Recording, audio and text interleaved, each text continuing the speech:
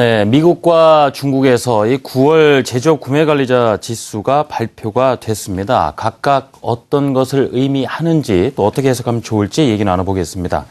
BS투자증권 투자전략부 홍순표 부장 나와 계십니다. 부장님 안녕하세요. 네, 안녕하세요. 예, 먼저 미국의 9월 ISM 제조업 지수부터 말씀을 나눠보겠습니다. 이게 심리 지표다 보니까요. 또 실물 경기하고는 또 어떤 연관성이 있을지 어느 정도 영향을 주고 있는지도 해석을 해봐야 될 텐데요. 일단 지수상 발표된 것을 보면 뭐 2년 반 만에 최고치로 나왔다라고는 합니다. 어떻게 해석하면 좋을지요?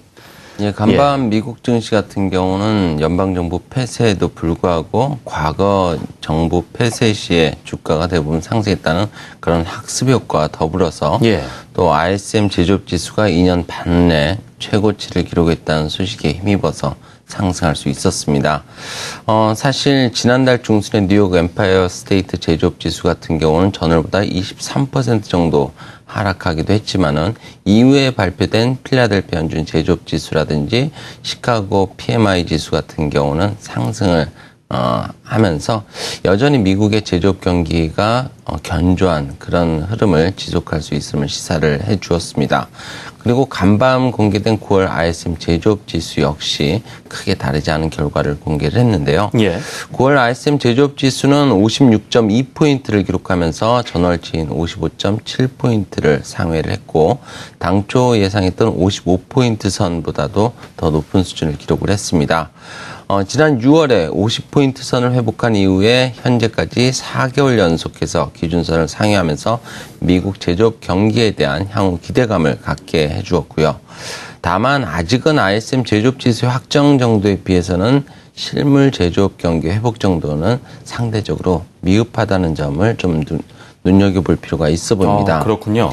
하반기 들어서 ISM 제조업 지수 확장세가 현재 뚜렷하게 나타나고는 있지만은 미국의 산업 생산의 경우에는 지난 4월에 1%대 증가율로 내려온 이후에 지난 7월에 1.4%의 증가에 그치는 등 4개월째 1%대의 미미한 수준에서의 증가율을 기록하면서 회복세가 현재 둔화가 되고 있는 양상이 나타나고 있습니다.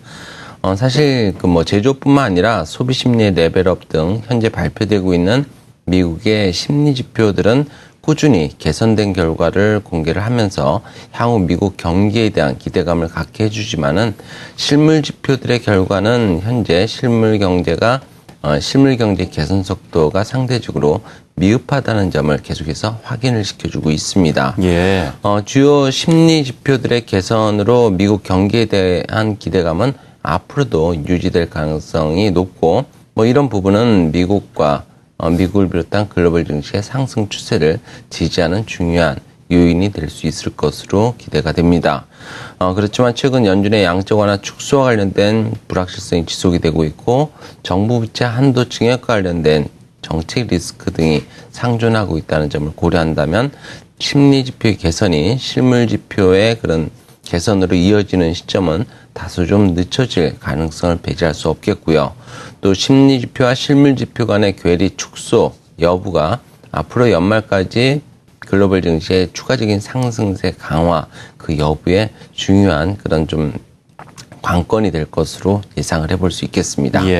자, 심리 지표들은 꾸준히 개선이 되고 있는데 실물 경기가 그 속도를 못 따라가고 있다라는 말씀인데요. 그렇다면 중국 통계국에서 발표한 9월 제조업 PMI 지수는 또 어떻게 해석하면 좋겠습니까?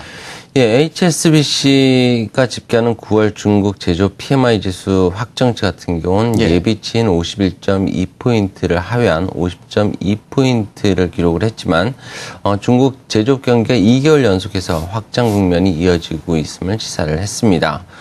그리고 중국 통계국이 공개한 9월 제조업 PMI 지수는 51.3포인트를 기록을 하면서 예상치인 51.6포인트 선은 좀 하회를 했지만 지난달에 51포인트 선을 소폭 상회하면서 중국 제조업 경기가 12개월 연속해서 확장 국면을 이어가고 있음을 시사를 해 주었습니다. 앞으로도 이런 중국 제조업 경기와 관련된 그런 좀 제조업 PMI 지수의 확장세는 좀 더 이어지면서 제조업의 추가적인 그런 개선 가능성을 열어둘 것으로 예상이 되는데요. 이와 관련해서는 대략 세 가지 근거를 들 수 있겠습니다. 우선은 중국 정부의 경기 부양에 대한 의지, 적어도 경제 성장 목표치를 맞추기 위한 그런 의지가 계속되고 있다는 점을 들 수 있겠습니다. 지난 7월 이후에 중국 정부는 철도 투자 확대와 또 대규모 도시 인프라 확충 등 소규모 경기 부양책을 제시한 바가 있고요.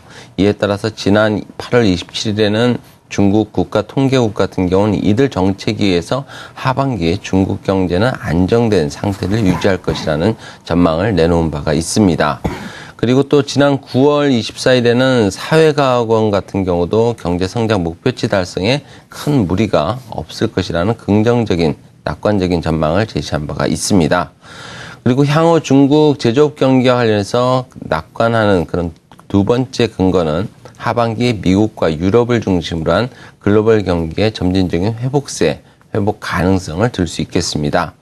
향후 최근 주춤거리고는 있지만은 미국 소비 심리의 그런 추세적인 흐름이 유지되고 있기 때문에 일단 소비 개선에 대한 기대감은 큰 상태고요. 앞서 살펴봤듯이 ISM 제조업 지수의 호전을 통해서도 나타나는 이런 생산활동 개선 기대감 역시 적지 않기 때문에 예. 미국 경기에 대한 긍정적인 시각은 앞으로도 유지 가능하고 이런 부분은 중국 경기, 특히 제조업 경기에 있어서 중요한 모멘텀이 될 것으로 예상을 해볼 수 있습니다. 그리고 유로존의 9월 합성 PMI 지수 같은 경우도 3개월 연속 기준선을 상회하는 등 유로존의 하반기 경기 개선 가능성을 높여주는 그런 시그널을 보여주고 있습니다. 예.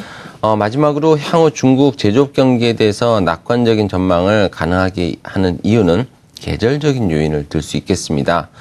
중국 제조업 경기, PMI 지수를 통해서 본다면은 지난 2005년 이후에 매년 8월과 9월에는 강한 계절성을 보이면서 상승 흐름을 보인 바가 있기 때문에 적어도 선행성을 갖고 있는 제조업 PMI 지수를 통해서 본 제조업 경기의 향후 개선 가능성은 지속될 수 있다라고 판단을 해볼 수 있겠습니다. 네, 그렇군요. 이 세 가지 이유를 들어서 중국의 제조업 경기가 개선될 것이다. 이렇게 설명을 해주셨습니다.